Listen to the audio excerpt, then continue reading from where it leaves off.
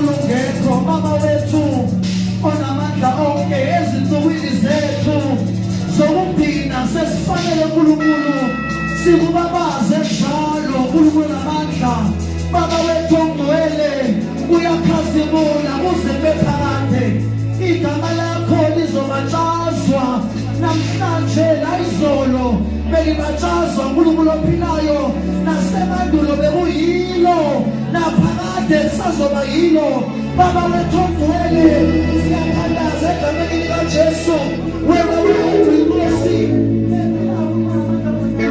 Baba wethu ongcwele uyakhazimula njalo uNkulunkulu wethu omuhle izingelosi siyakubabaza zithi ufanele udumo Baba wethu ongcwele kubeka njalo ukhazimule ngobungcwele bakho egameni likaJesu Kristu uyabonga uNkulunkulu ophilayo uyidwala elanqatshwa ngabakhi bona mhlalisela usizo Baba wethu ongcwele siyakhothama kuwe wena wedwa hlezi kwesikhulu isihlalo siyakhothama kuwe ngongqoshe wempilo zethu sizothi mana njalo lizozwa umnyama engasemlabaleba phakama uNkulunkulu ogcwele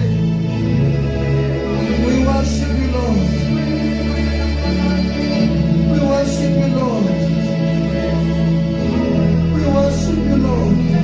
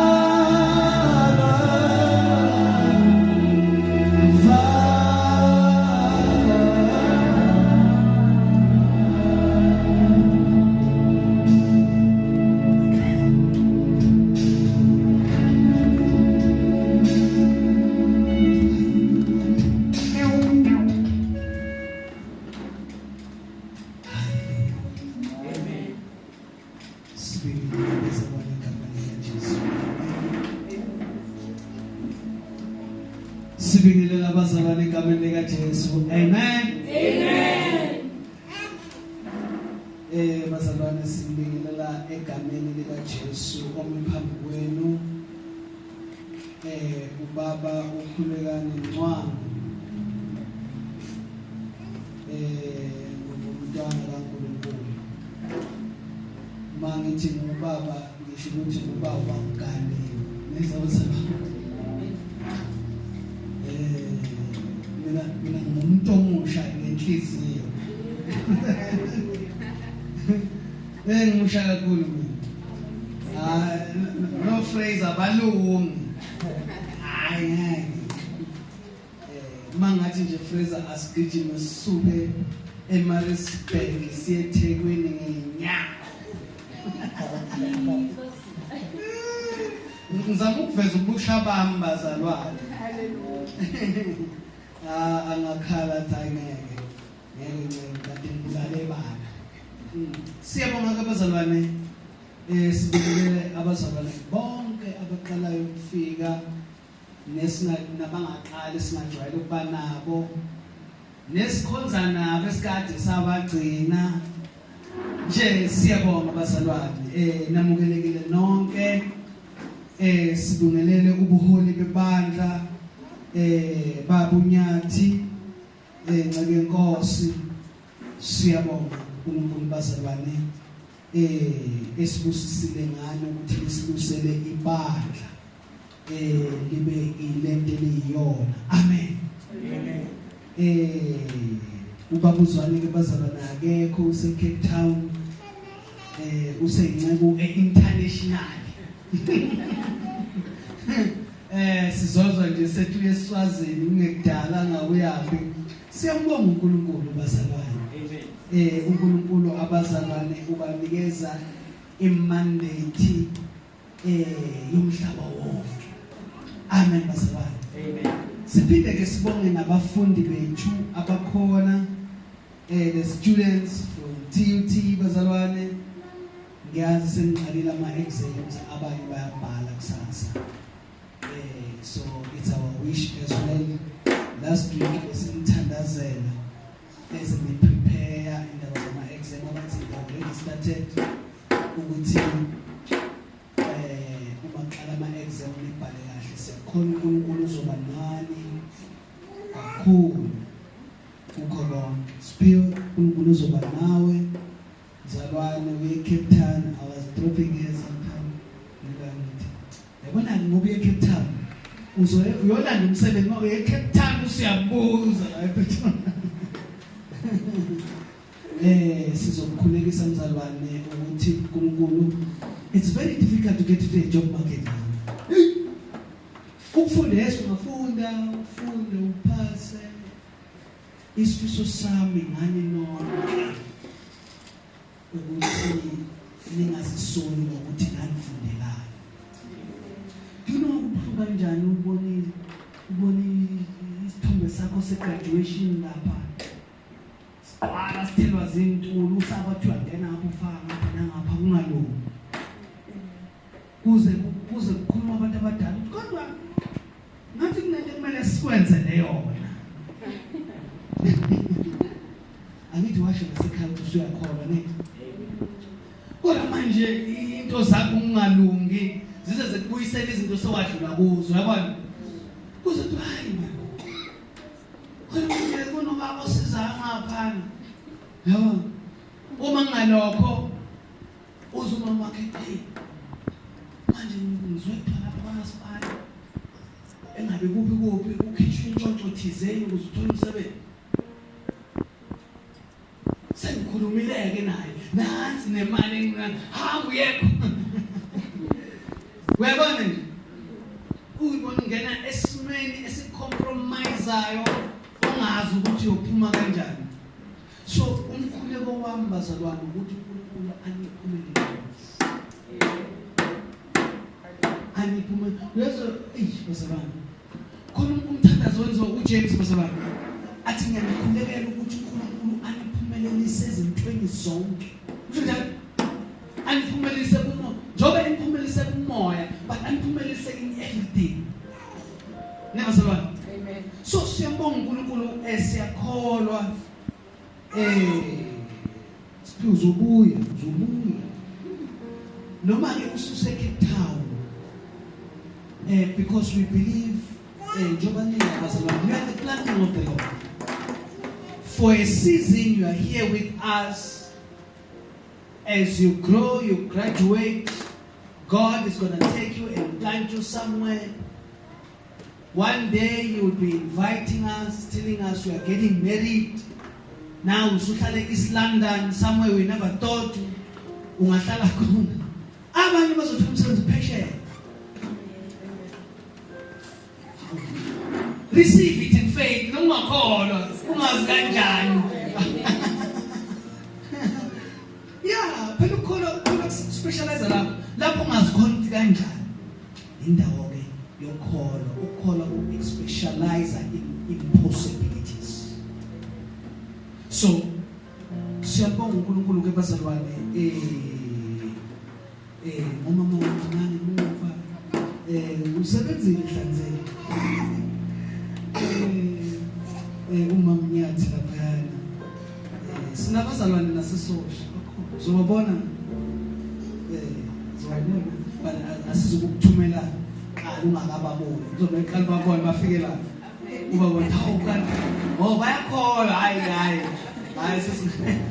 sisingahlanganyela nabo yasinabazalwane esosha extension 8 umama Mlanga ogogo bethu sisembe nabibanga.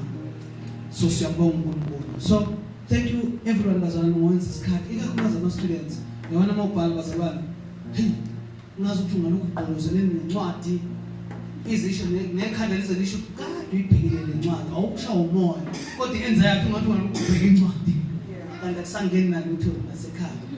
So siyabonga uNkulunkulu ukuthi aniphe that courage to come izwa fellowship. Ngiyazi abanye they can't. Anxiety comes in different levels. So but to give you the word of courage ukuthi even nalesi sikhathi sama exam uNkulunkulu khona. So bazalwane ngizoshumayela nje very briefly what time is it? Okay. I today ngesikhathi ayikhala isikhathi. Ithi ngibona yabona nje yabona iclass yami yagraduate. Angiboni idari yakho ona daya ngoba nje ngizofuna ubhala. Bese sikhuluma ubhala. Senza ama video clips nginisendele kumayona engisiyenze beyiodwa uyidlala uyilalele because uma siye enkosini bazalwane we are not doing a tick box exercise nje ukuthi uNkulunkulu into ayikhulumayo on the day hi the message was powerful that was powerful uNkulunkulu usilindele ukuthi senze konke akushoyo. So therefore we must give attention that is due. We must give attention uma sizwa instruction ngokuthi sifuna ukuzwa lokho uNkulunkulu akushoyo bese siyenza. Amen. Amen. Akasifundeke bazalwane nansi indaba engifisa ukuyishare namhlanje ethi the kingdom of God on earth. Umbuso kaNkulunkulu emhlabeni. Niyabona ke bazalwane into eyenza ukuthi sometimes ngeke ngaba nenkinga ngoba phela nama ngithi ngumuntu. Nginenkinga yokuthi bazalwane inkosi. Akhulumana nendaba eyodwa lokhu ufuna ngijule endabeni eyodwa. Athi umoya ngcwele lokho engikubizela khona. So bazalwane I'm not a kind of a preacher mhlawumbe ojwayele ukumuzwa okhuluma into ezahlukehlukeneyo mhlawumbe to bring ibandla up to a certain level of anticipation. However, that's the mandate bazalwane. And one of the days uNkulunkulu angibonise nje ukuthi uyazi uJohn washumayela imessage eyodwa all his life. Namkhumbula John the Baptist. John the Baptist washumayela one message, repent. The kingdom of God is near. Can you imagine every day saying repent? You know what, bazalwane? Repentance has nothing to do with an occasion. It's a process. If something is a process, kusho ukuthi akuyona into yanamhlanje kuphela. Uyaphenduka namhlanje uyaphenduka kusasa. Ukuba ubheka ukuthi usuka kuphi, ubheka ukuthi uyapi, ubheka imanje lakho uyaphenduka uya la obizelwa khona. Ukuphenduka kuubizo. Hayi bazalwane, ukuphenduka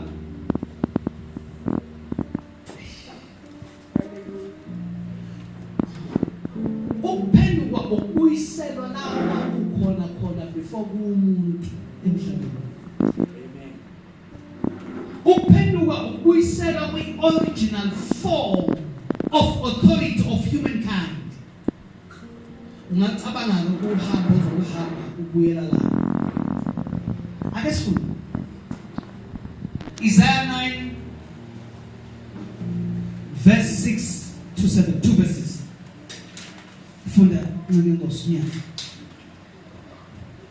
Ngokuba sizalelwa umntwana, siphiwa indodana. What? Umbuso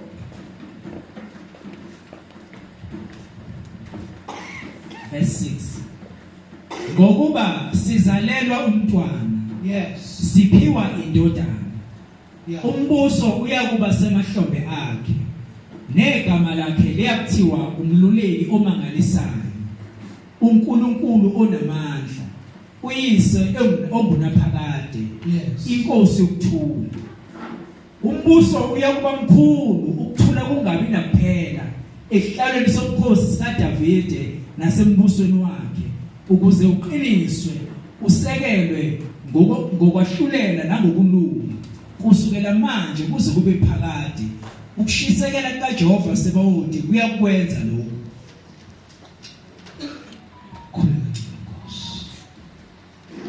Babe egameni likaJesu Kristu Nkosi siyabonga ngezinhla zonke izwi eliphileyo izwi elinamandla ngalo uNkulunkulu uyabhidliza inqindi Nkosi yami ezinkulu ezinkulu siyabonga uNkulunkulu ugcwele yakho Nkosi yami sahlukisa imiyalezo ovela kuwe uvula indlebe zethu uNkulunkulu namandla onke silalele Nkosi yami ngokupheleleyo siyabonga uNkulunkulu sayo thumisa yonke imimoya yobumnyama ayinasabelo ayinandawo ngegama likaJesu Kristu Nkosi amen.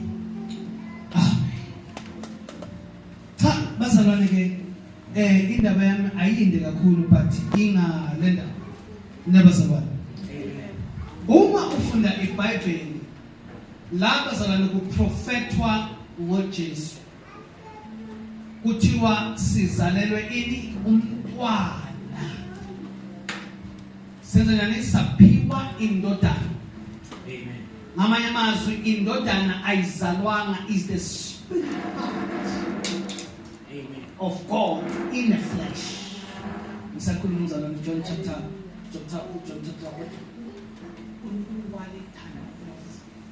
was indodana ayizalwanga kuzalwe umntwana kuthiwa the child is born. Ngithanda le vision. This one will happen when the special child is born. God will give, the son is given. Indodana siyayiphiwa, but the child is born. So on the child part, kukhulunywa ngomntwana ozombatha inyama ekhulayo. Kodwa uNkulunkulu esemntwaneni saphiwa. Amen. Bese lithi iBhayibheli umbuso uyoba semahlombe akhe. Amen.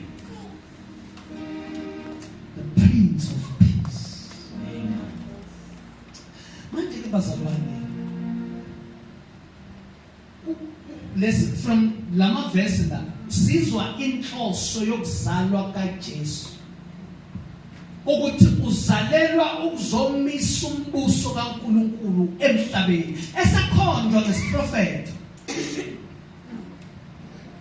Manje bazalwane lento yakhonjwa ziprofeto endulo ngabaprofeti bekhomba ukuthi khona uzayo. Haleluya bazalwane. Amen. Manje ke bazalwane ukuthi angibe forward kancane ngithi uhambe kwahamba kwangazuthi leli vangeli leli liyakhohlwa ngalo. Yazi bazalwane noma singakhuluma ngendlela amavangeli amaningi ngayo emhlabeni. And I will tell you bazalwane ukuthi izinto eziningi ezikhona emhlabeni usathana wenza ngamabomu ukuthi zibe khona. Ukusuka in this background and the foundation of the purpose of God about the humankind. Kwakwenzela ukuthi khona zibe ningi izinto ezikhona ukuze ngingasaqondakali nalo ivangeli naliphi. Ukwehlukahlukana kwenhlobo. Yabona bazalwane,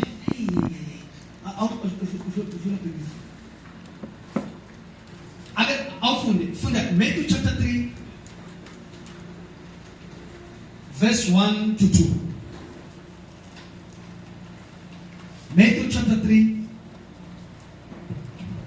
verse 1 to 2. Let me read in my English version, in the Amplified.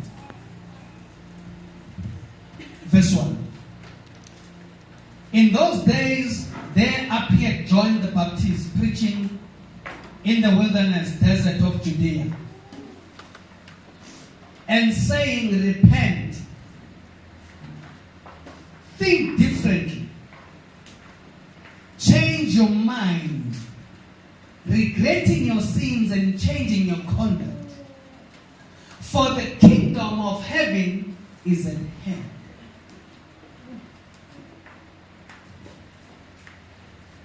Yabona manje uma kuthiwa awufunde lesizulu ncinci. Ngaleyo mihla kwavela uJohane uMbhaphathizi eshumela ehlane laseJudiya ethi, yes, phendukani ngokuba umbuso wezulu ususondele. Yabona manje khona ukucashaya esizulwini ngoba phendukani. Manje sekuzomncika ekuthini, what do you know about ukuphenduka? Manje phendukani. A human being maybe mhlawumbe akhuluma nje ngoba umZulu nje, umZulu majority of us can call abantu. What phenduka ucabanga nje sithi 10 yabo jika. Maybe if you're going this way, now you 10 going the other way. So uphendukile. Beyale sejikile useyale. It's not as simple as that, bazalwane. Lokhu esikhuluma kukho is different from what we know. Uma iBhayibheli likhuluma ngalokhu kuphenduka, alikhuluma ngalokho esikwaziyo nezo bazalwane. Amen. Leli gama likhandwa amagama amabili, uri which is the prefix and pent. Nebazalwane. Uma ufunda ukuthi igama elithi pent lisho indawo ephezulu, indawo ephezulu. That's why uma uzuthiwa kukhulunywa ngamabhilidi kuthiwa a penthouse. Yes, uSibambane is very rich. He owns a penthouse in Santa. Indawo ephezulu. Kusho ukuthi ngamanye amazwi uma kuthiwa ri kusho ukuthi uyele endaweni ephezulu lawo ubekwe khona. Amen.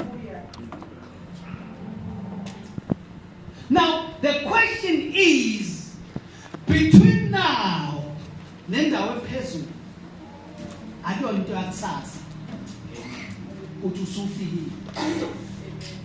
Ngesikhathi umukela uJesu njengenkosi somsindisi wawujika. Ngesikhathi uthi inkosi nangu mina uthethelela izono, istep sokuqala sokuya phezulu. Amen. Lendlela iyuhambo. Amen. Uma ichaza leli humusho uyezwa ukuthi kunemicabango eguqulwayo.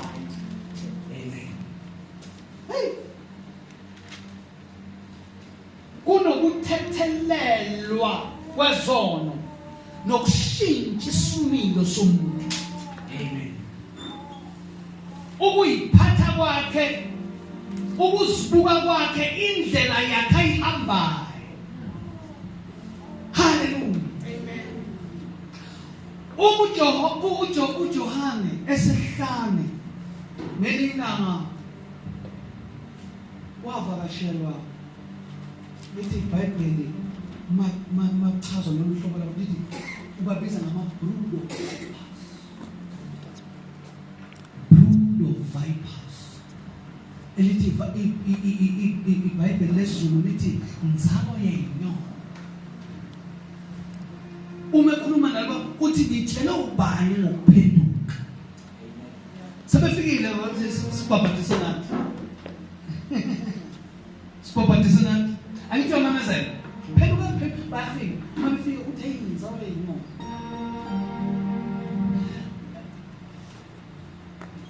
It's not just. Lento mayifika. Alithi usuyabona le uguqulwa kwempilo yomuntu isithelo sikamoya. Uthi uJohane ngibonisela izithelo ukuthi sendlini. Where are the fruits? Bajahe ukuthi enze iritual ukuthi sifake ukuthi manje nje ufaka abanye. Sifake nana sabona lapho ufaka abanye nasesiphendukile abantu. Sifake nathi nasesifikile nathi sawufuna umbuso sifake phela. But there's no indication of the change of mind.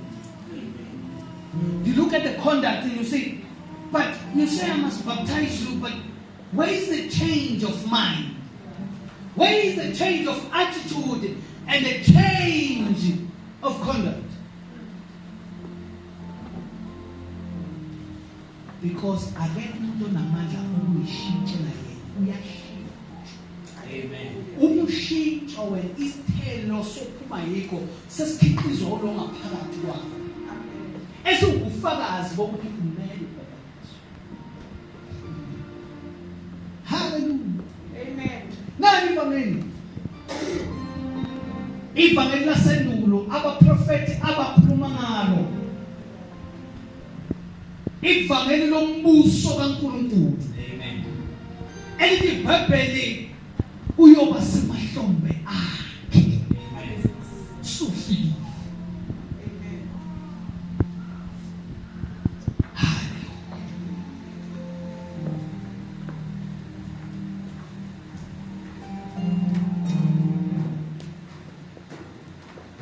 Now, I want you to monitor something very interesting. Very interesting.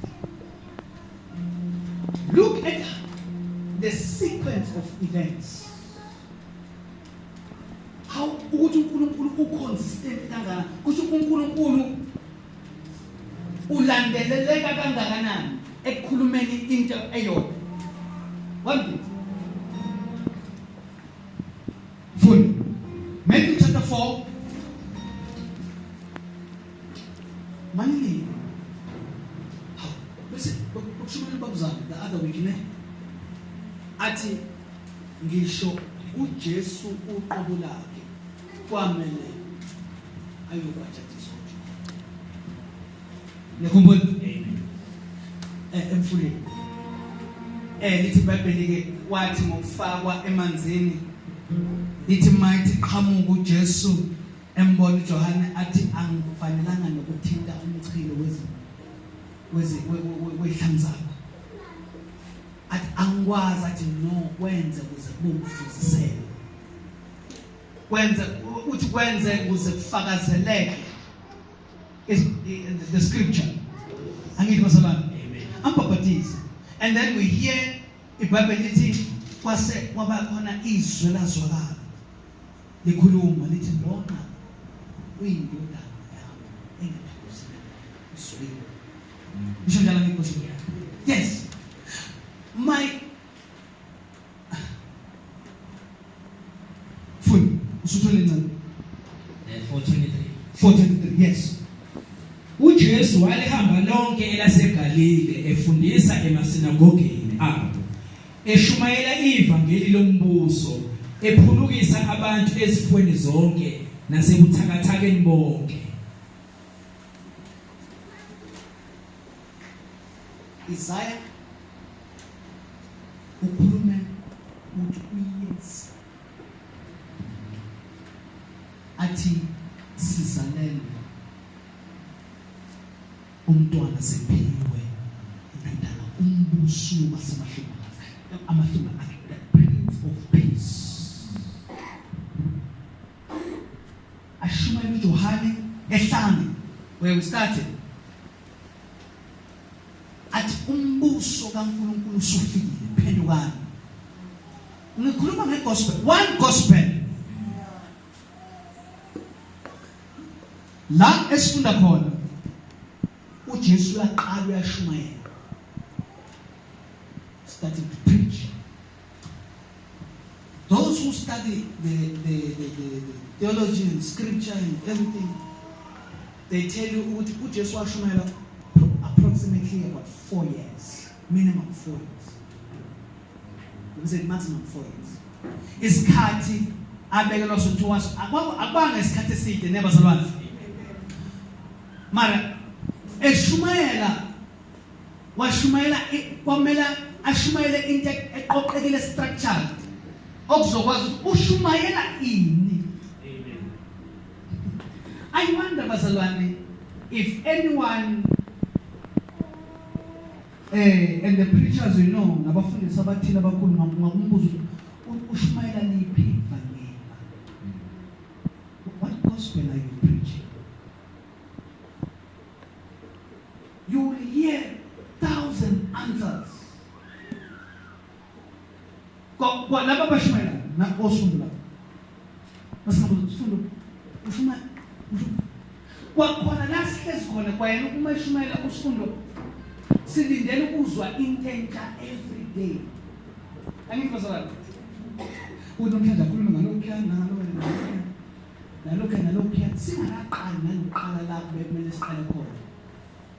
Kunalokho uNkulunkulu akukhulumile ukuthi siphendukele kukhe kuphelelisweni embusweni kaNkulunkulu. Hey, ngikhuluma into ejula kancane bazalwane. But again, my point is we need to know these are the basics and the fundamentals ekholweni kwethu ukuthi sibizela ubuphi. What are you called for? And where are you called to? Amen. Anything in between is just the noise and everything that keeps us busy. But know the purpose. Ukuthi sibizelwa ini. Yizwa 23. And he went about all Galilee, teaching in their synagogues and preaching the good news. In the basin, iBhayibheli specific, indaba ezinhle. Ziningi indaba zamanye indaba ezinhle. Indaba ezinhle sezingama gospel ahlukahlukene. Ngiphinde bazalwane. Ziningi indaba ezinhle ezishunyelwayo emhleni yethu. Abanye bashumela abanye igospel yabo igospel yiyo ihealing. Nengizozalana. Amen. Abanye igospel yabo ukuphumelela. Yizona indaba ezinhle abazishumelayo amasondo ngamasondo. Abanye bashumayela ipoverty. But awukwazi ukuthi ukholwa utamase nje. The whole gospel is around ukuhlupheka nokuhlupheka sihluphekela inkosi. Hayi bakhala bazalwane. Gospel yabo bayibambe bahamba nayo. Abanye everything is about the healing. Ismi. Angithi ngithini bazalwane? La ngikhona ngithi leni ivangeli ngokukhuluma kweBhayibheli ivangeli lombuso kaNkulunkulu. Lapho phakathi kukhona konke esidingayo. Amen. Inside the good news. You see the good news bazalwane about uNkulunkulu, you can derive anything oyithandayo, ne? Angithi uNkulunkulu muhle einhlangothini zonke. Umuntu ujika ngapha ubona ubuhle bakhe. Abantu baze bamshumayele uNkulunkulu in parts. Ugcine ngasafinyelelanga kokupheleleyo. Amen. Yabo uNkulunkulu simazi in parts. But okuphelele ukuze umazi uNkulunkulu uJesu waba yiprototype emhlabeni. Okusho ukuthi kumele ukuze sikwazi ukufunda indlela eyakuye kumele sibukele ukuthi uJesu uhambe kanjani. uJesu uhambe kanjani esefika emhlabeni. Ukhulume wathini? Ibithini message yakhe? If we can think ukhuluma kaJesu esemhlabeni singathi wakhuluma wathini? Yabo bazalwane le message namhlanje ngishumayela. This is not the last time you hear it. It's not the last time. Usazoyizwa. Sizoyishumayela lento izingeke. If usathane ekwazi ukuyicaptureisha ukuthi every time akhuluma ngalento kube ngazi ukuthi we are speaking something that we have never heard before. It because the message has been captured. Hey, bazalwane. The gospel that we talk about, the good news, the gospel is of the kingdom of God. Ibisithi khona. They're healing every person, healing everyone. Indleleni bakhulukisa is by the way is the things that goes with the king, with the good news. Those things are not the good news themselves. Amen. Naye uLazaro owafa wavuswa ethuneni wabuye wafa.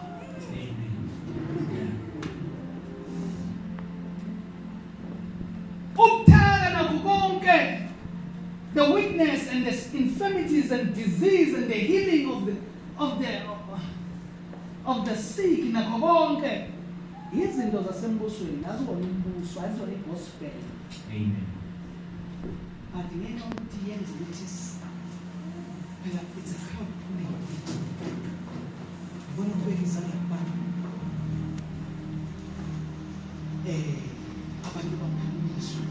Uyazi ukuthi sidinga singasenalo ngisho isikhathi sokushumayela ngevangeli lombuso ngoba abantu basibabe sengithi before yabona mangase nje ngibe ne-healing ministry phiwe nebazalwane ngagcina ngasakwazi ngisho ukushumayela ngaye leyo bese negospel sikhuluma ngoba uma ngifika la ngacaca ukulela isincane singakhonzela la sithi siphumela sothola indawo mhlambe warehouse ngabe nkulunyana noma edome ususe kufaya abantu basuke eNigeria kufaya ngizoshumayela nini ngombuso. Sending ministry is about healing now. Ngeze kumele ngikhande esibhedlela healing what hospital abantu it's all about healing now. Healing itself.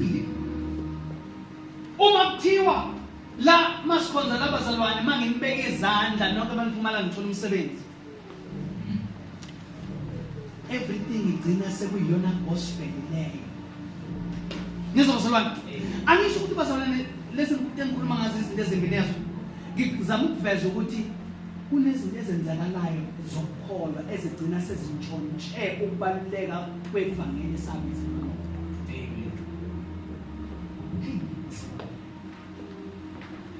Namani Jesu awufunde lezulu futhi.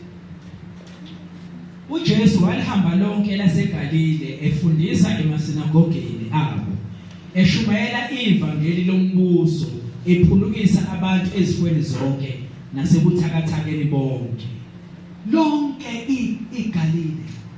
Nebazalwane kusho ukuthi ungena la akhuluma ngani aphumela angeni uhlasela lonke iGalile uyalishumayeza. Ulishumayeza ngombuso kaNkulunkulu. Lena elithi iBhayibheli bazalwane kuIsaya engakafiki ukufika sakhonjwa ngayo. Lithi uma isefikile umbuso kaNkulunkulu yoba semahlombe. He knew his purpose. What umzalwane ekhuluma this thing what uJesu was never busy. Yet he was so. It's not the good. Kusho ukuthi wayehleze ebalapho okumele abe khona everytime. The thing eyenza ukuthi abantu babe busy. Uyabona phela into eyenzakala uyabona mangaqala manje ngibeke izandla qala ukuthi khona i-message noma kukhona inkonzo ye-healing uNkulunkulu angiphe yona kungacaca ukuthi ke manje hey ibhizi enginayo sedinga ngithola i-private jet ngoba manje sekumele ngibe se-New York ngithi ngise-New York ngibe se-London kwana ngisho uJesu bazalwane bemtshela bethi umngane wakho usefile. Imandate yathi ngokombuso engibizelwe wona ngokwesikhathi sakho kumele ngibe la. Bathumela abantu babuyele emumva esagula engakashona abantu uyagula kakhulu phuthuka. Umuntu wombuso kaNkulunkulu akasebenzi ngebhizi yabantu. Amen. Usebenza ngobizo nangesikhathi sikaNkulunkulu ukuthi kumele ngibe la. Amen. Until azasho yena ukuthi angisuki la ngiye lapha. Amen. Akahambi nangefame ukuthi udumela kangakanani ufunwa abantu ngapha nangapha.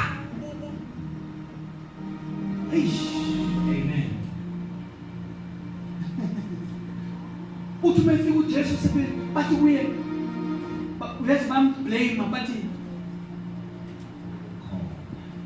ububukhona ububukhona umfowethu abafana akube just athi ngibekephi usefikile it's been 3 days what 3 4 days it's been 4 days umethi just nimbeke but uyabona lo response but it's been 4 days it's too many abantu ama-message seselelo ukuthi sithumela nabantu sithi it's been 4 days usenuka what are you here for kanti ngaleso sikhathi iwashi lombuso selikuleyo ndawo alinandaba ukuthi usenuka uma sekuyisikhathi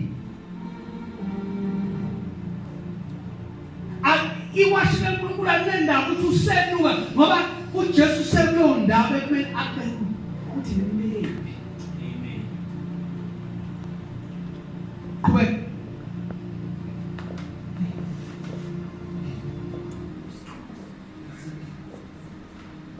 now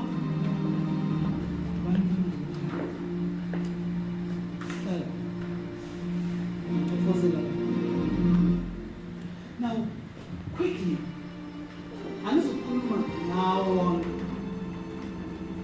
modern gospel bazalwane there's different gospels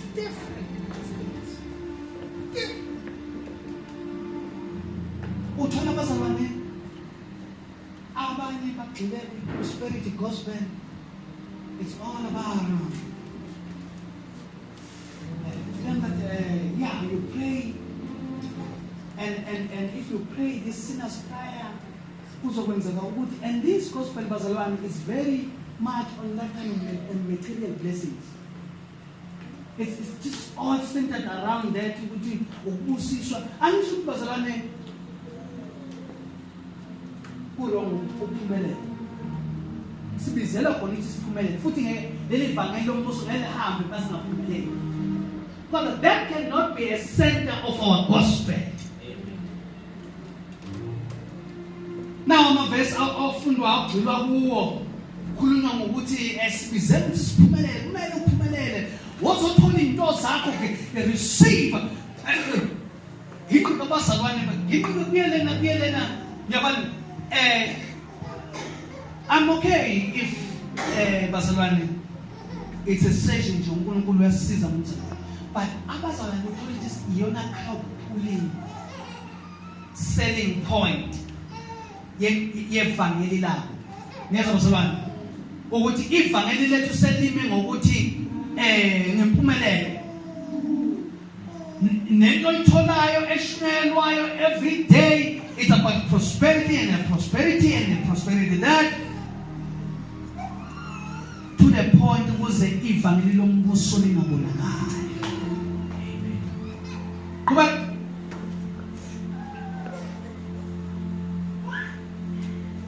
suffer for success gospel in the interest of time and I'm not going to go through it one by one because I'm finishing on the gist focus more on the gospel Dula poverty gospel I'm just mentioning them maningi gospel bazalwane akho kubeka God is love only gospel akhulunywe nje ngenye into uthi uNkulunkulu luthando but ingeke okay kuluthando but then you need to make sure as long as uNkulunkulu eluthando phenduka phela abantu bayiphilela impilo abayithandayo ngendlela abayifunayo just ukuthi nje ya uNkulunkulu luthando phela la ayifika kuyi the center is so much about God love engavele uNkulunkulu ojealous ongafuni umhlube nezinto uNkulunkulu luthando igospel ibe lapho nje ekubeni uyabona ukuthi zonke lezi zinto esikhuluma ngazo it's just parts of God never sabantu ngamanye amazwi akumelanga silahleke kumaphansi kodwa okupheleleyo kube yikho esihamba ngako nokusekuqaleni amaphansi kuba amaphansi endlela. Hallelujah. Amen. Kwenza Christ's Card Church awuzwa yazi ngendlela ibandla elibhizi ngayo awukusenza nokuthi kodwa nje ukashinyeza uJesu ukashinyela ngoJesu kuleli bandla. It's all centered about entertainment and secular what. Awusazi noma it's an entertainment center or what is this all about? Never salon. But lento abayidayisayo sebeze bakhohlwa nokuthi uKristu kumele abe yisenta yakho konke. Amen.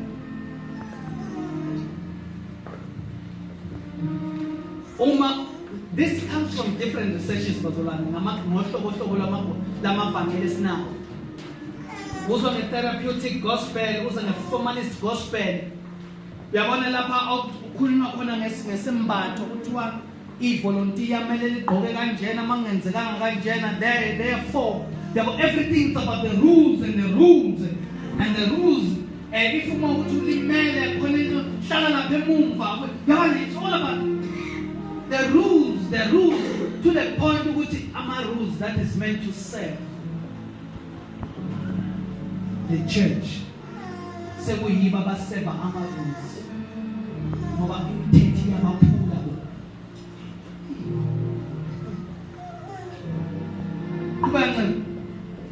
I think I've mentioned there's so many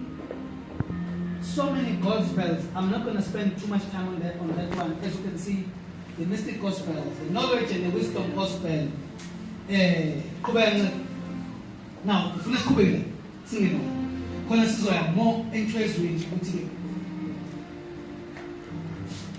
yini le efuna uNkulunkulu ngathi nangevangeli alifuna ukuthi funda Matthew chapter 6 verse 33. Kodwa funani kuqala umbuso kaNkulunkulu nokulunga kwakhe khona konke lokhu kuyakwenezelwa nini. Hayi sifuna ini umbuso kaNkulunkulu uqala. Akumele ufune i-delight qala ubusiye embusweni. Kuthiwa mawufuna nje yonke lenye ezinye izinto. Uma ufuna all these things. Angithi neza bazalwane. All these things kune prosperity. All these things kune healing. All these things kukhona konke sifunayo. Kodwa qala qala. Amen. Usathana wenza cabangani bazalwane sithulwa isitha ngezinto zevangeli lethu lokukholwa ukuthi sigcine sifuna izinto singasafuni ivangeli lombuso. Sigcine sifuna izinto eziyizithelo. Seek first his kingdom and his righteousness. Funani umbuso kaNkulunkulu nokulunga kwawo konke. Ngizolibasa konke. Awuphendulele Kodwa funani kuqala umbuso kaNkulunkulu nokulunga kwakhe khona konke lokhu kuyakwenezelwa nini. The kingdom of God has become ngathi into enga-exist. Ngazuthi into because ngathi into etheory, ngathi into far from us. Ngathi into exists in the imagination state only. Because isitha silwe nalento ukuthi singakwazi ukufinyelela kuyo nokushunyelwa kwayo into yombuso kaNkulunkulu noma ivangeli lombuso lingashunyelwa endaweni zonke. Sishumayele the parts of the gospel. all the things.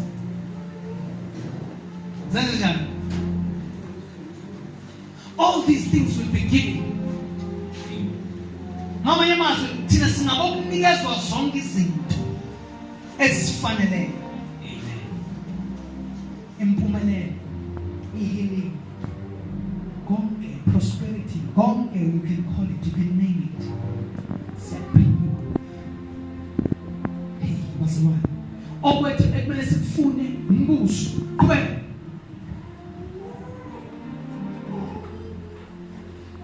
Now, listen to this. Is it Matthew 4? I think it was Matthew 4.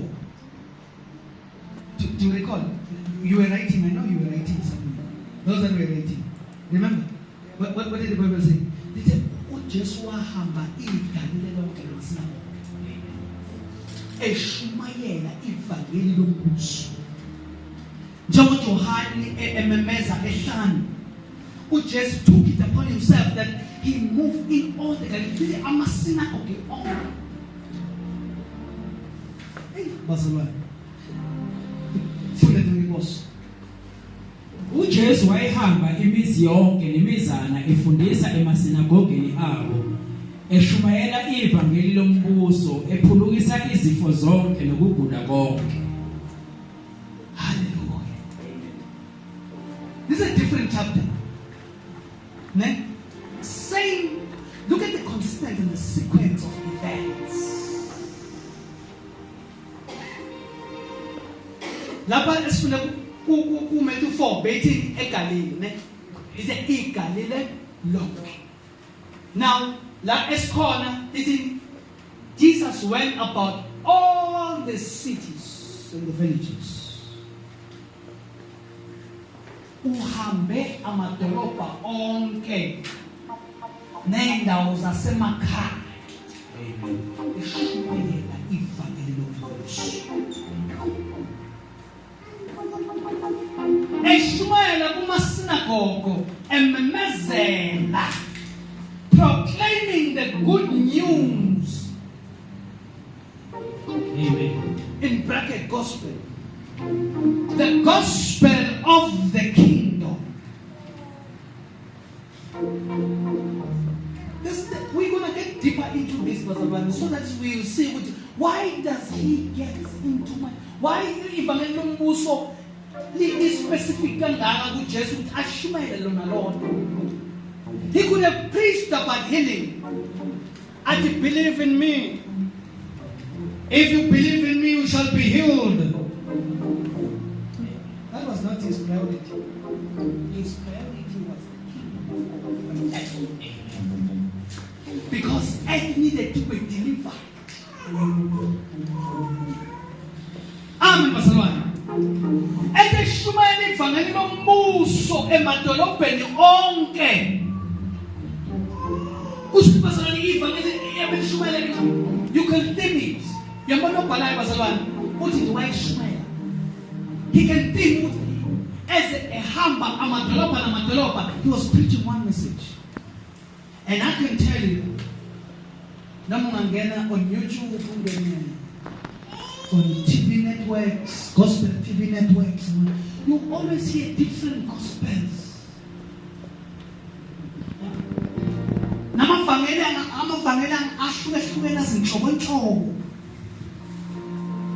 But today are secular.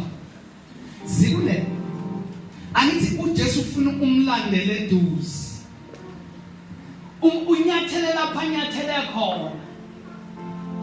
Sikulonda babazalwane yokubuyisela kwezinto lapha ezazikhona before the foundations. Amen. Nansi ndawo. Jesu wahamba amadolobha ngamadolobha, cities, all cities, preaching one message, the kingdom of God. And healing and curing all kinds of disease, every weakness and infirmity. It goes together. The kingdom.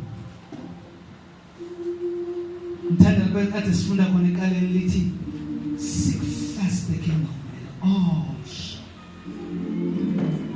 khona la akhuluma khona uJesu ayibona abantu bokhulekela izinto that is for pagans. Do you know that verse, Pastor? uJesu etshela abafundi ethi don't pay for things uba uyakwazi lidingayo. Mina ngikhulelela umbuso, i-alignment yokukhulelela umbuso uphoqeleka uNkulunkulu uthanikeza as-resource. Lento yokukhulelela izinto bazalwane yenza ukuthi idelay iplan kaNkulunkulu ngathi, because uma ngikhulelela izinto angikwazi ukuthi lezi zinto uNkulunkulu anginikeza zona ngithemba ngazo.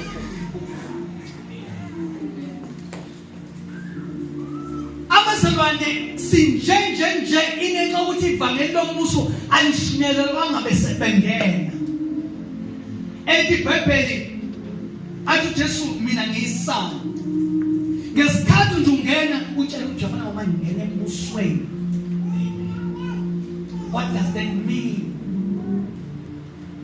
We should everything that we have, everything osazoba nayo ozobusiswa ngayo awubusiswa nje kubusiswa wena, ubusiswa umbuso ngawo.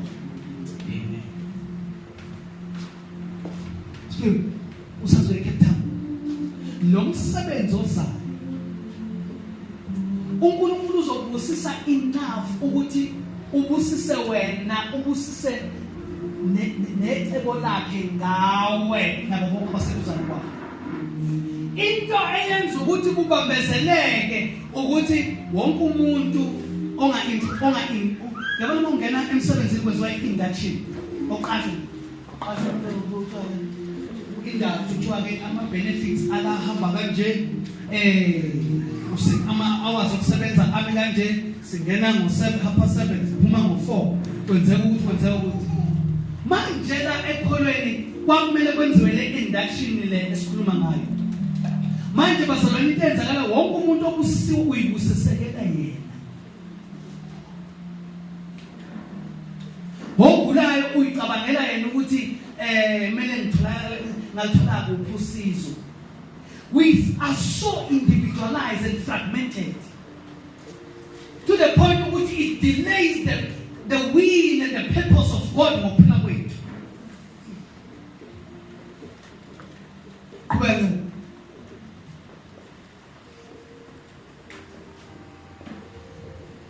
the kingdom concept, let's break it down.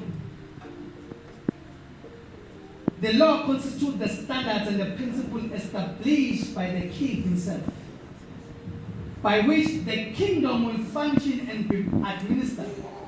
The laws of the kingdom are to be obeyed by all.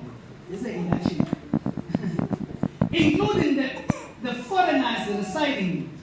The laws of the kingdom are the way by which one guarantees the access to the benefits of the king. There's laws in the kingdom.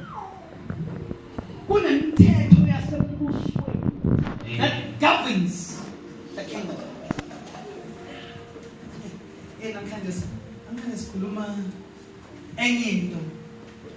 The violation of the kingdom laws place one at odds with the king.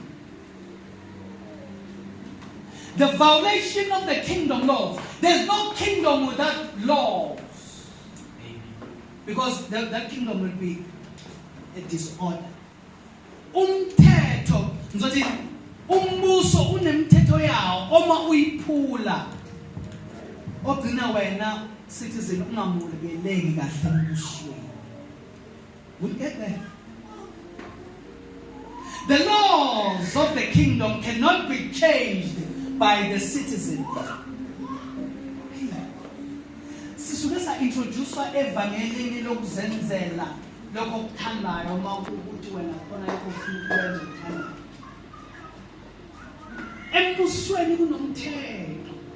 Amen. Le mthetho engikhuluma ngayo bazalana, ngikhuluma ngemthetho kaMose, ngikhuluma ngama-principles that governs umbuso lo. Ayithi sisaphuma emthethweni.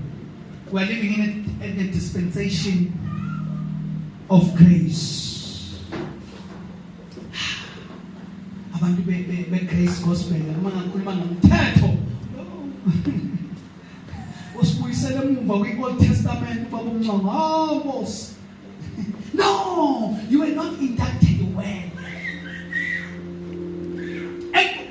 Kulombuso siku yingakho ivangeli lombuso ungashunyelwa kangaka. Ngoba liyadimanda. Baze bathi abafundi uma ukuthi kukanjena kushutha kuyongena ezimini. It's very demanding. Phela umbuso ubudimanda ukuthi wena nonakho akhona okwakho kombuso lomuntu. Hey, bazalwane. Njengoba nje ubonqamo enemoto nje ngeke ngikwazi ukuyigibela mina ngoba imoto kababonqamo. Ekusabude kakhulu bazalwane. Kube khona umzalwane ozodamba phakathi kwebandla. Ibandla lihlabelele ekhali nyembezi. Ungathi kunoyedwa nje umuntu ngitshela.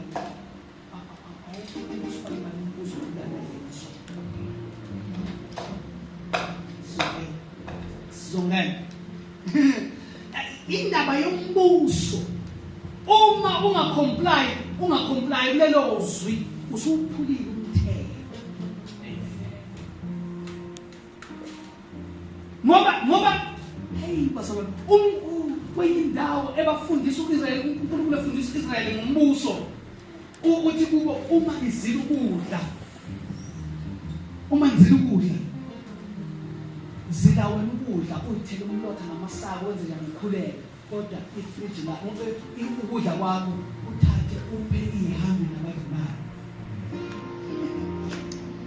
Can I tell you fasting of today? Is that 58:55? Zila wena ukufunda read the whole chapter. You discover something that you have never heard about. Tina mazilo ukudla amafridge ayasitheka ukudla alinde ukuthi masa sprayer sithi steki kanti lithi Bible uma nizila niphuma maphi nikhulula abampofu emoyeni. Hallelujah. Amen. Manje bazalwane asikwazi ziningi izinto esamele sizifunde ezokusondela ngokweqiniso enkosini. Dlula ncane. Luke chapter 4 42 to 43.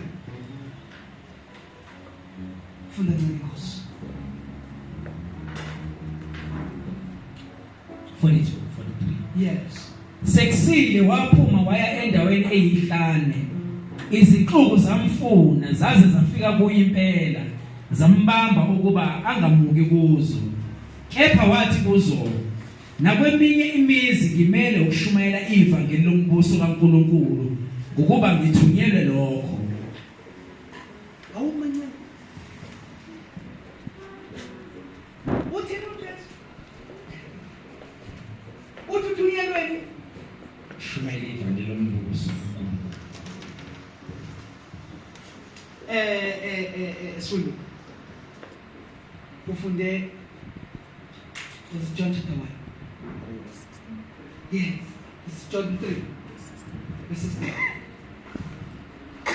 walithanda izwe kangaka waze wanikela ngendodana yakhe ezelwe iyodwa. Angizwa solana. Izalelwe phinda nyathi. Sekusile waphuma waya endaweni eyihlane. Izixuku zamfuna zaze zafika kuye impela zambamba ukuba angamuki kuzo. Mana kancane. Do you get something? This verse when Jesus popular, there was a demand. Amen. Every person wanted a piece of him. This people izixuku zamfuna zaze zamthola. Zambamba. Kuthi lo muntu he was a demand. Kusho ukuthi Jesu uma bengasebenza ngokuthi ufunwa kangakanani izixuku ebengagcina engayenzani into leyizenza. Uyakwazi ukuthi kumnandi kanjani ukufunwa izixuku. Phela ukufuna izixuku uyabasakumnandi uthola i-platform ukhuluma nabantu abantu bakunikelela abantu benzana abanye bayakhala uyabona nje kune-busy. You know, ubona ukuthi ubona abantu abanye bawe enyaweni zakho ubona ukuthi uyazini manje uyazini. Hayi man. uJesu noma ngithi uKristu esenyameni akwangamnyakazisa lo ukuthi ithi kuziyamfuna zize zimbambe. Still uyabona ujabana sebengibambile-ke manje. Manje ngiyabadakela akusasebenzi ukudaka. Kufanele ngibayitshele ukuthi lokho engikufunayo ngifuna ukungenza busy ngakho angibizele khona. Amen. Ngibizelwe verse 43 full. Kepha wathi kuzo nakweminye imizi ngimele ukushumayela ivangeli lombuso kaNkulunkulu ngokuba ngithunyelwe lokho. But he said to them, I must preach the good news, the gospel of the kingdom of God to other cities and towns. Cities and towns. For I was sent for these purpose.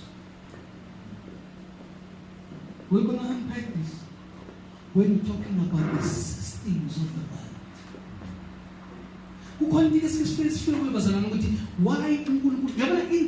inside the kingdom there's a system and a lifestyle and a culture, economic and otherwise and social.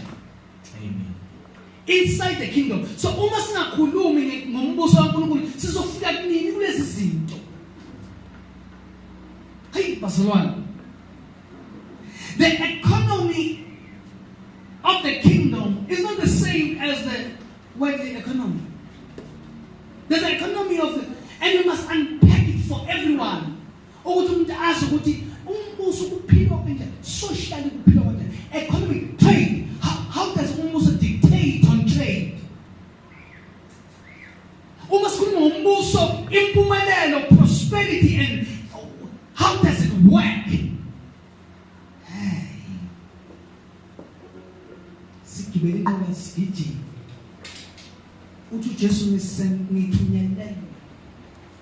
For this reason I was sent to preach the kingdom in all cities and towns. Do you find the consistency of the word? Amen.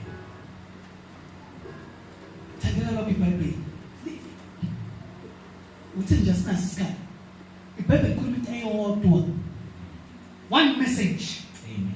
Consistency. One message. Kingdom of God. Amen. I was sent for that reason. Yokuhlanza kwezono nokuthi ngimfele ngimfele bantu nihlanzwe nisuswe konke okubi is by the way to get into. Amen. Uzwe mase ichaza ekhuluma nobani wenyoma Nicodemus enyenyoba ngobusuku uyazi ukuthi lo mase ekhuluma ukuthi akekho nongena ngaphandle kokuthasa. Uyabona sekhuluma ukuthi njengoba nosuyabona ukuthi ukufa kwakhe kwakwenzela khona ukuvula intuba yokungena.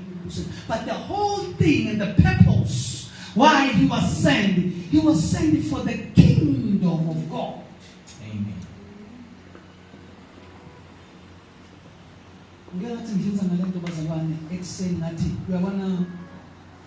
That's the main reason why Ibanda today is not effective. Ibanda is not threat to any government. First, we are small groups divided into whatever, even in the things that we believe and see. His interest, his biggest interest is not even these silos of churches and denominations and whatnot. His mandate is his kingdom. Amen. And the first thing Satan ends I would see united.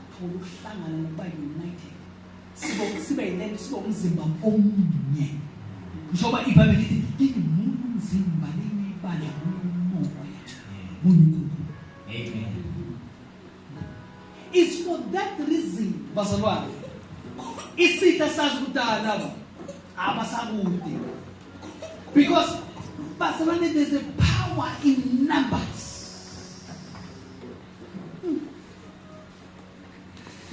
There is power in unity and a unity in numbers. Yabana uba ibandla behlangene to the point ukuthi we are all synchronized about the kingdom principles of how we're supposed to. The government of today will be such a big threat because we dictate things. With kingdom, there's ownership. Kingdom has its ownership. There's ownership. Ibandla liyapossessa, liya-occupy.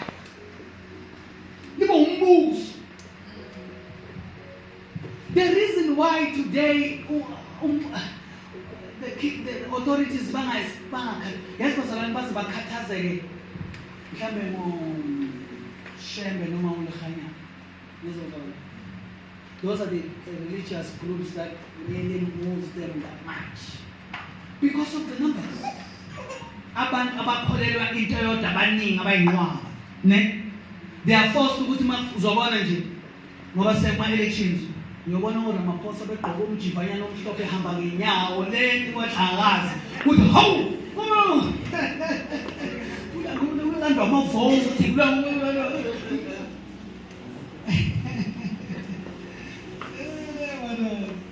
yeah ubona ukuthi yabona manje afikile ukhetho lifikile yeah uyobona le phezulu lapha uArobatu Arbanga nomgaqolo yawasele impopolo ya azama ngokusazi nokugijima lapha hayi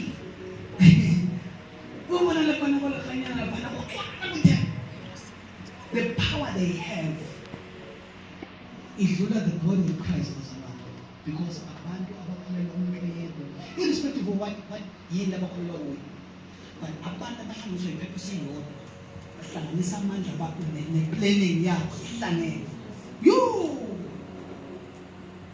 It forces the authorities bakhumule. Can you imagine? Have you even seen a conference kufika uRamaphosa afike bazalwana afike phambi kwethu? We're not waiting his time. Ila go to Nxangazi. Nxangazi ufika umuntu uyabheka ukuthi buka amehlo. Awubona kuphela khona umhlophe uyoshona la ekameni.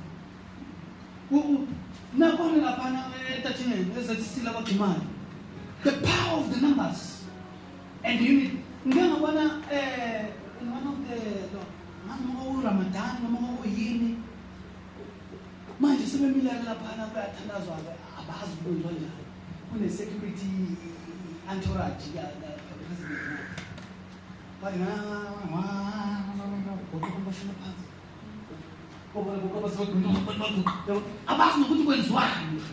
But the power of the numbers forces them to get into such spaces.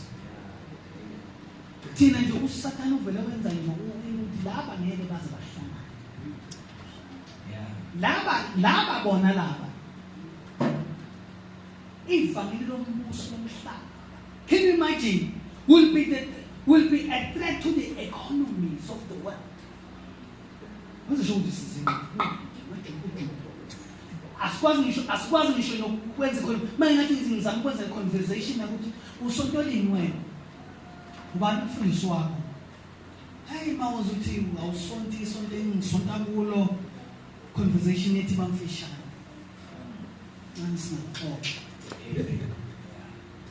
because the kingdom agenda is not first but our levels of identity in denominations and whatsoever you can call it.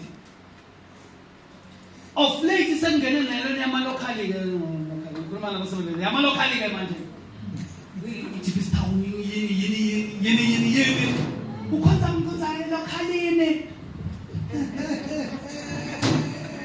ngikini ke manje umqondo womuntu bazalwana umqondo womuntu Iyafakwa put that on the record. Iyafakwa a watchman need. ezama ukukhanda iadministration yokuthi ibandla likhona ukulandela kahle ukuhlelela yaphenduka yaba yilebe bazalwane yaphenduka abazalwane baxwasana ngayo we are what local is the same model the same thing sekukhona uthi uyazi ukuphola ukuthi ngiyeza sekukhona bathi abaka-Caiphas lapho sekukhona bathi abakabantu inamandla nansi qhubeka kancane. I don't know how much time I have. Okay, so still have a little bit of time. Luke chapter 8 siyahamba Synoptic Gospels. Luke chapter 8 verse 1. Kwathi emva kwaloko wayehamba imizi nemizana eshumayela ememezela ivangeli lombuso benaye abayishumi nambili.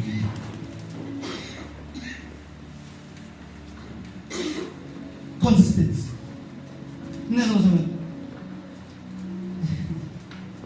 Bonke ababhalayo babhala into eyodwa eshintsha yodwa. Amen.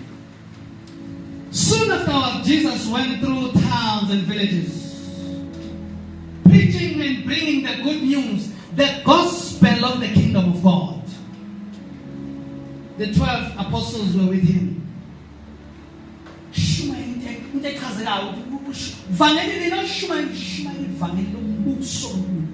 Amen. Quick. Mark 1, 14 to 15. Yes. Ukuqala 14. Yes. Emva kokuboshwa kaJohane uJesu wafika eGalile eshumayela ivangeli kaNkulunkulu. Wathi isikhathi sigcwalisekile umbuso kaNkulunkulu ususondele. Phendukani nikholwe ivangeli. Amen. Sifunda manje uMark 14:15. Now, after John was arrested and put in prison, Jesus came into Galilee preaching the good news, the gospel of the kingdom, and saying, that part 15 is the same message that was preached by John, right? In the desert. Same message. And saying, you can say,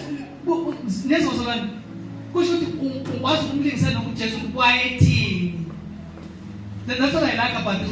I need to read that in other books, saying, who just want to show my life I literally to YT. But la, why Shumaila 18 saying the appointed period of time is fulfilled, completed. The kingdom of God is at hand. Repent. Have a change of mind which issues in regret for the past sins and in a change of conduct for the better. And believe, trust, rely on, adhere to the good news, the gospel. Hey, the gospel team. Penduan, busu ngulungulu, susune.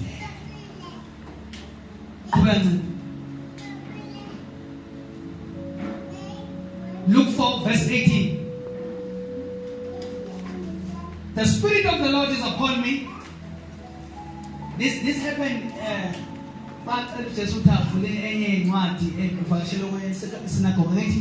It's a narration of the story.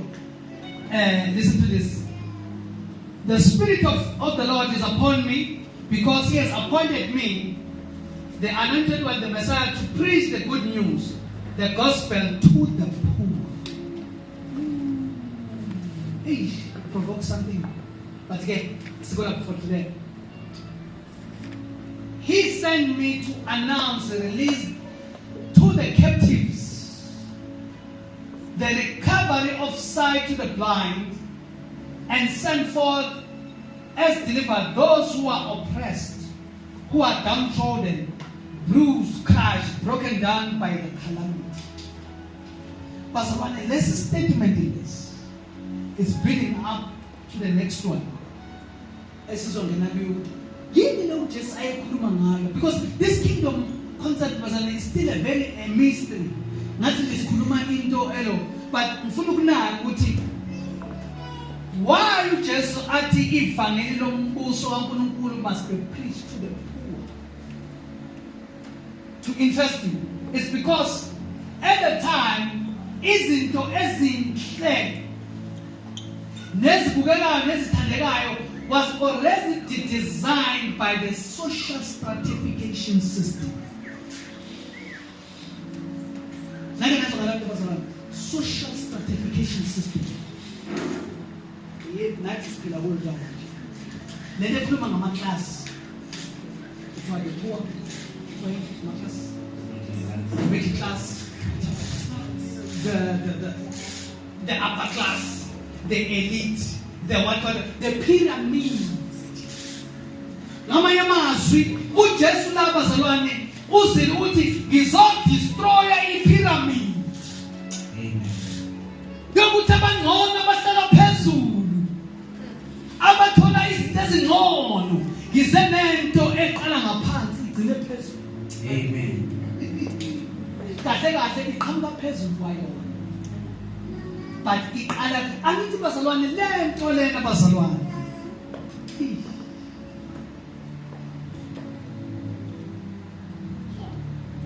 Ngikhuluma into ukuthi khona iyambula uNkulunkulu enhlizweni yami ngesinye isikhathi uJesu ekhuluma ngifunda le ndaba ekhuluma ngayo social stratification. Yabona lento yokuthi abantu bahlukaniswe ngokwe-class unosathane phakathi. Amen.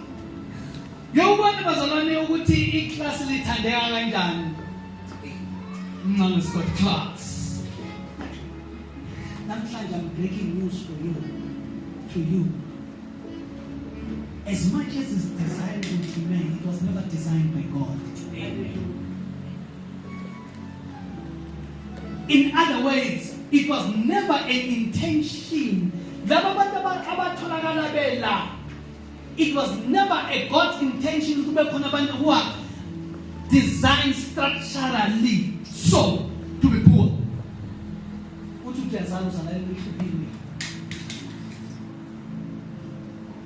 The first thing just like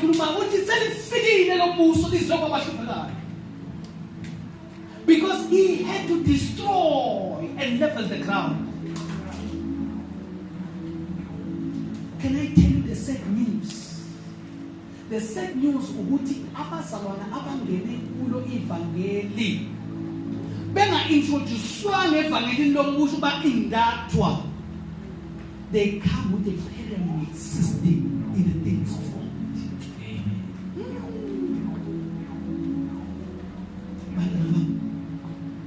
Nike ngabona ngifika kunesihlalo somfundisi silapha phambili engihlala kuso senonyathi.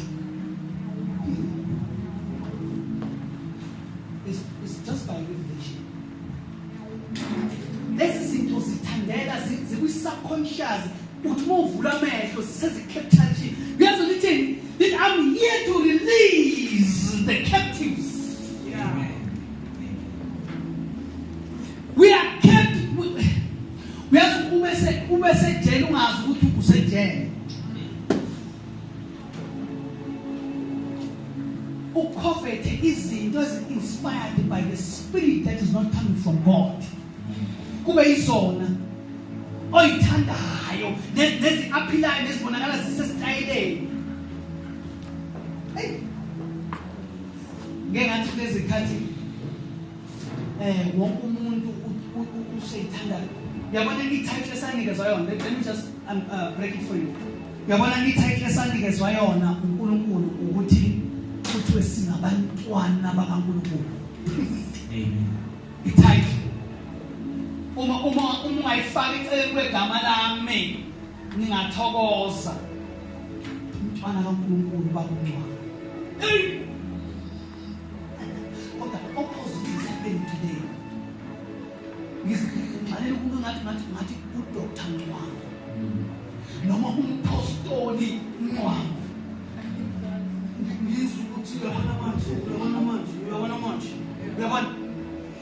That's the damage.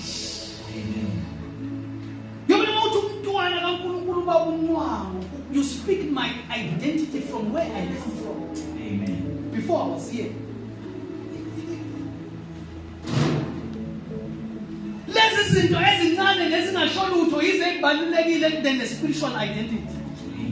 Nina nizalo kwaZulu niyazi. KwaZulu asibabizi nangamagama. Umntwana wasethini. Umuntu umntwana waphindanga. You have spoken about his identity of loyalty. Hey, bazalwane. Yabona mayihamba lapho bazalwane ikhuluma ngakuthi labo ababoshiweyo bakhululwe bese bekhona ukubona. That's another level. We need to help each other recover the sight that we're supposed to have. Sidinga ukusizana sikhuleke nkosini Nkosi sivula amehlo how to operate in your kingdom. Deliver us from the systems of the world. The way we are so captured. Nisho nodlala isound la uyezwa ukuthi ngathi seclubini. Uzupithe pho.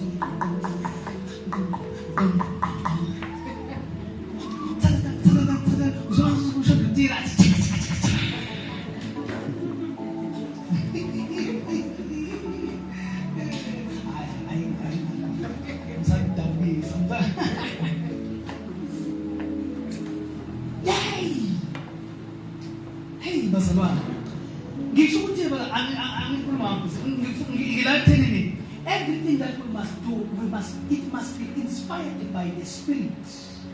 Not to bring the world to us, but us to the world. Amen. The oppressed, the downtrodden, by the bruised, the downtrodden by the systems. I'm here to deliver them. So I was sent for that purpose. Amen. Time. Luke 7. Send the 10. It's a marathon today. I want to see.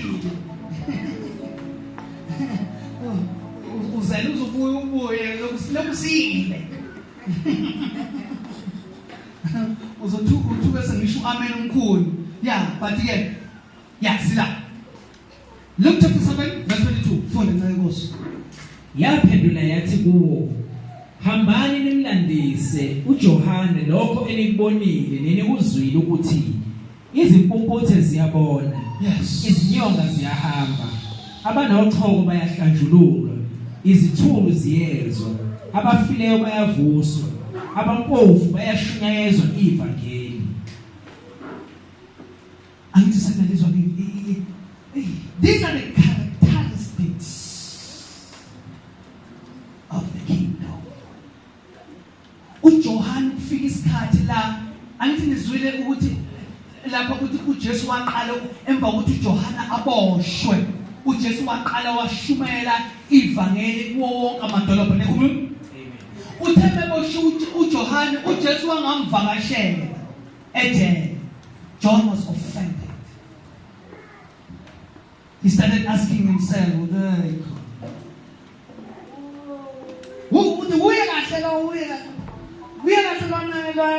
his prophet is asking,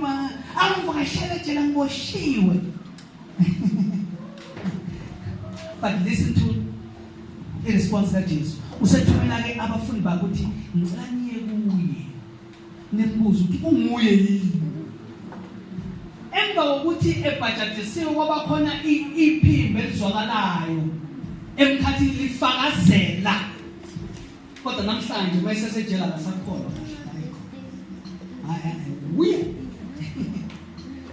uJesu uthi impuputhe ziyabona abanonyongo bayaphulukiswa bayahlanzwa bangezwa bayezwa ivangeli lombuso kaNkulunkulu lishunyelwa kwabampofu.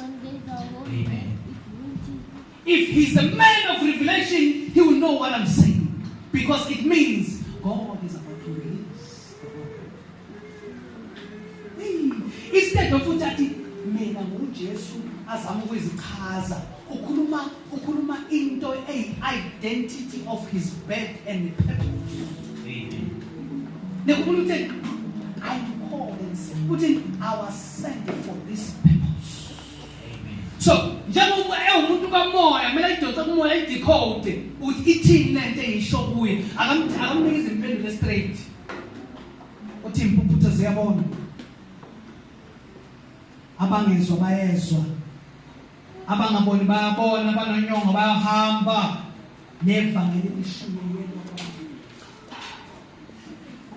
It must bother you ukuthi why abampofu? But it can be preached to everyone, isn't it? Yes. It can be preached to the futhi nalo leli vangeli alilona ivangeli lombuso alilona labantu bokuhlupheka abahluphekayo kuphela. Can I repeat that, Pastor? Ivangeli lombuso akulona labantu abahluphekayo kuphela kodwa bayaprioritizwa.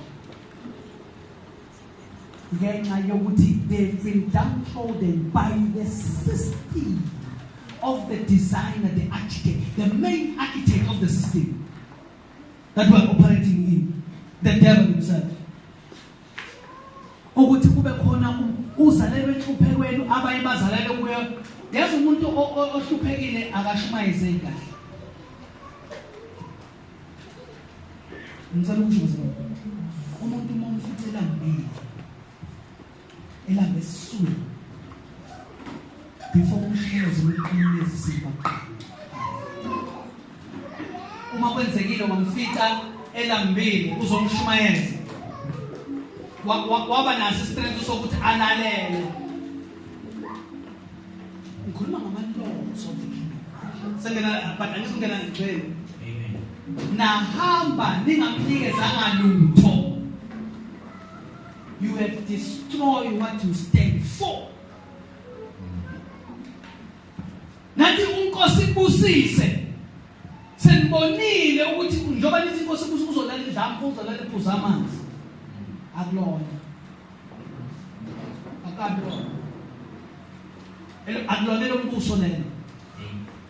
Umuso ufikile umuso ufika nazo zonke izinto. Uthi mayibayala abafundi athi ngithekini ngimthuma waqala ngathi ngingaphathi lutho kodwa manje ngithi umuntu akhona hamba othenga whatever umuntu ebhanki phathe you gonna need it. What does that mean? It means the kingdom demand all the resources we have.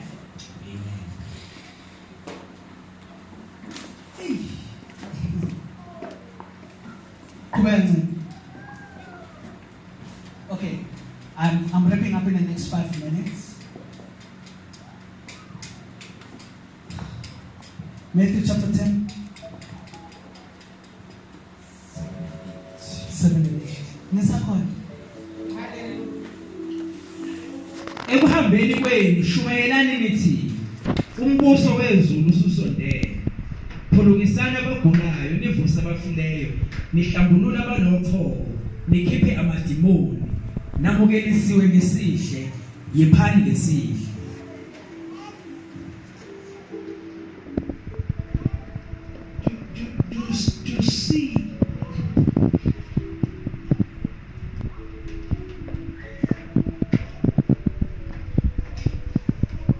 Do you see the statement?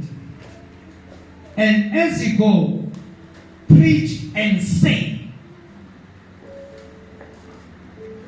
It is well. This is an instruction. It's not a negotiable terms you can maybe by the way straight. First person, let's put it Sikasifunde tu Jesu ayihamba amadolobha namadolobha eShumayela. Sasa fika lapho kuthiwa why eShumayela ethi. Do you remember? Amen. Last khuluma khona akasakhuluma uyena uthe usethi kulabo abaphendule uthi ushumayela nithi umuzi uthi sithini namhlanje. What informs our gospel? Kusho ukuthi ibandla bekumele lihlupheke mali khona abagulayo phakathi kwalo bathandazela bangaphulukisi. Bekumele libuze ukuthi inkosi kanti vangeli lini leli osinikeza lona. Ngoba osinikeza lona uthe asiboshumayela sithi emva kolokho bese uba yilokho. We are lost in the entertainment of songs and the dances and the what. To the point yokuthi bazalwane sidansa nabagulayo. Umuntu abuyele ekhaya ngikhulume ngokuthi bazalwane liyasimangalela ivangeli lombuso uma umzalwane simfice lambile simshiyela mbili. Ne? Liyasimangalela futhi ivangeli lombuso ukuba sifike kumuntu ogulayo sihlwe naye khona. Ngisho ukuthi bazalwane angingeze ukuthi umuntu mayefika dokotela futhi dokotela kujove uphuma ngisho etheater uphuma consultation room usale umkhuhlane uyekhaya. Kodwa umuntu ususegazini 3 days later you are here. So akusho ukuthi sesolala la ukuthi awuzophuma ungasindile. Kusho ukuthi we will be concerned about your well-being until you are healed. Sizokuzilela ukudla ngakho konke odlula kuko kuze kunqotshwe. Whether it takes 100 days or 3 days or 1 day, doesn't matter. Vangeli lombuso. You are freely given. Cure the sick, raise the dead, cleanse the lepers, drive out demons, freely without pay. Next time the Bible is in. Amplify. Just one tena usabhodlela na leskipa sinekhanda lapha ulala usibeka esifubeni noma take a pillowcase tena tapu tena in sifike nini lapha. You are freely given, freely without pay. We have received this gospel. Give it. Hey, didn't know die. Ngoba asikafike embusweni where umbuso uzomanage ugenerate income yawo. Umbuso wenza izinto, umbuso uqasha abantu, umhlaba ukhale ngeemployment, uqasha kutholakala endlini kaNkulunkulu. Sikhala njengabo bonke abaxakwe employment siphathe statistics essay. Nabantu abasha bethu babalwa lapha kwabangabasebenzi ngoba we have lacked the kingdom mindset to develop our own business and then hire our young ones to develop an economy that can absorb the people of the kingdom. I'm speaking Greek. Ngathi ngishawa umoya. But this is real. Okay, Alton, let's go to the Lagos.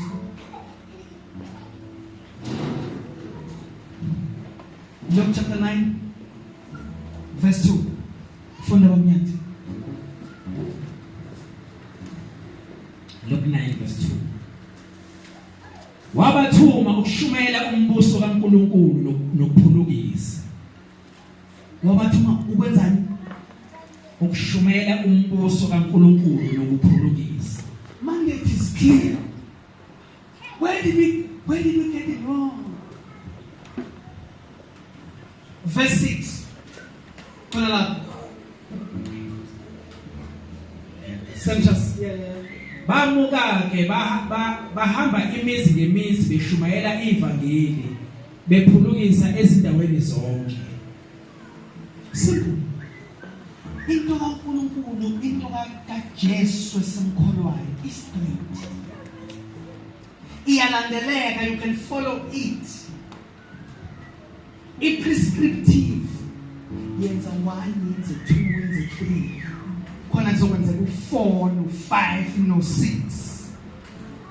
uNkulunkulu usenzele kube lula ukuze singayiphumputhi indlela ezakuye. Hey, bazalwane. Okay, next one.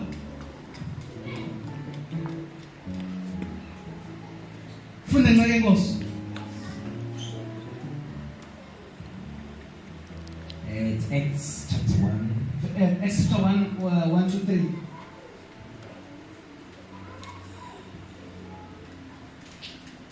Incwadi yokuqala verse 1. Yes. Incwadi yokuqala ngayiloba Theophile. Ngakho konke uJesu aqala ukukwenza lokufundisa. Kwaze kwaba losuku akhushuka ngalo esibayalile ngomoya ongcwele abapostoli ayebakhethile. Waziveza kubo ephilile emva kokuhlupheka kwakhe ngobufakazi obuningi. Wabonwa yibo izinsuku ezina40 ekhuluma ngezombuso kaNkulunkulu. 40 days after his death, wakhulunywa ngaye nombuso as prophet. Wazalwa washumayela esemhlabeni ngombuso ethi, Amen. Wabiza abathile wabafundisa ngombuso wabatshela wathi anibothi. Amen. Washona wafa. Wavuka wathi. Level of consistency. Never survive. Amen. Next one. Sekuyalotshwa manje sengazuthi sedlule konke ngithi. Nangu Jesu ukushumayela wenza konke. Wafundisa ababethe emva kokufa. Before he went, he talked to the apostles.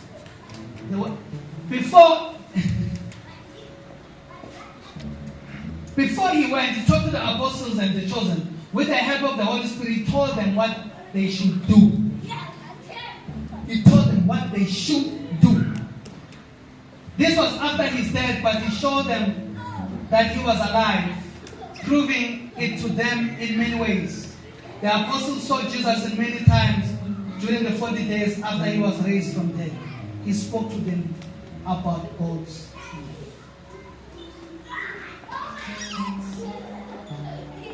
will. Sorry, what happened? John chapter 10, verse 9 to 16. John 10.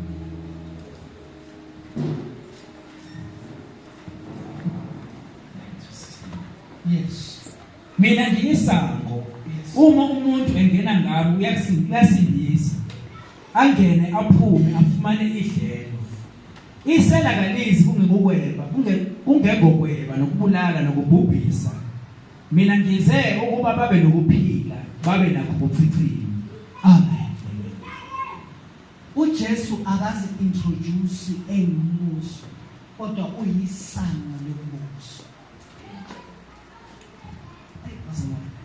uJesu uthi niyisango, angiyena umbuso mina, but ngena kimufumana. Amen. Ngiyisango, you come in and you go out freely and you'll find pasture. Ngiyisango, uJesu mina ngiyisango. Lokungena embusweni. Hallelujah. Last one.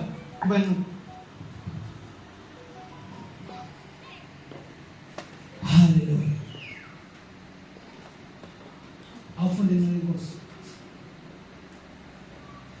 1 Corinthians 15. Yes.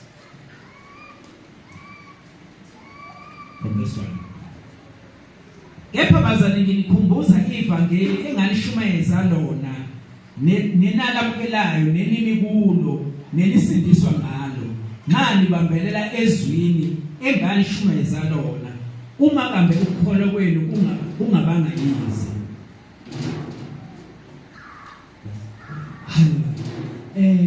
Ngicabanga ukuthi la benifuna lento ethi you know sometimes gospel means many things to many people. Yabona ukhona ukuthi ivangeli enganishumeza lo. I mean is it Peter? Oh, it's Paul. I get to what it now it makes sense the gospel. People we are making different gospels about the gospel itself. But it's very recommendable. You need to understand what evangeli lombuso kaNkulunkulu yonke into isuka khona, yonke into iqala khona, yonke into inhloso kaNkulunkulu ngomuntu ivangeli likaNkulunkulu. Hallelujah masaba. Noma sesingaqeda la. Benifuna ukuthi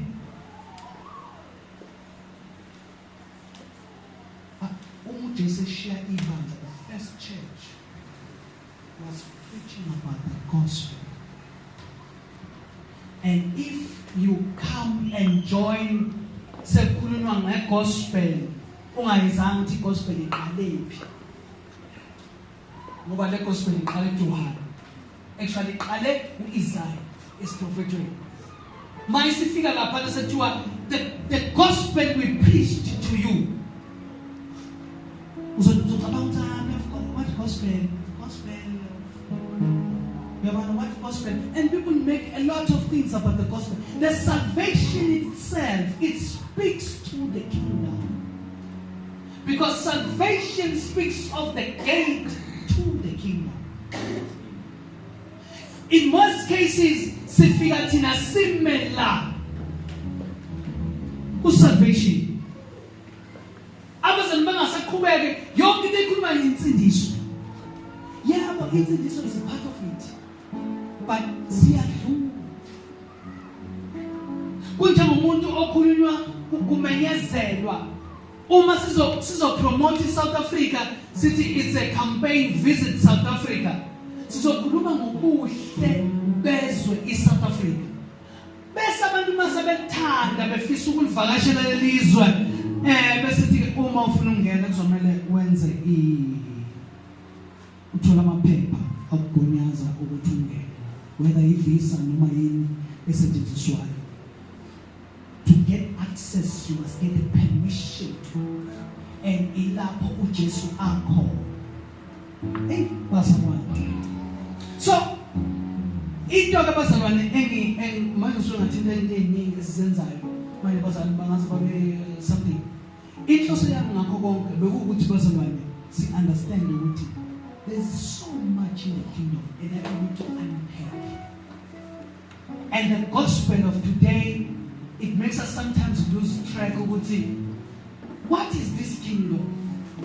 What is this kingdom?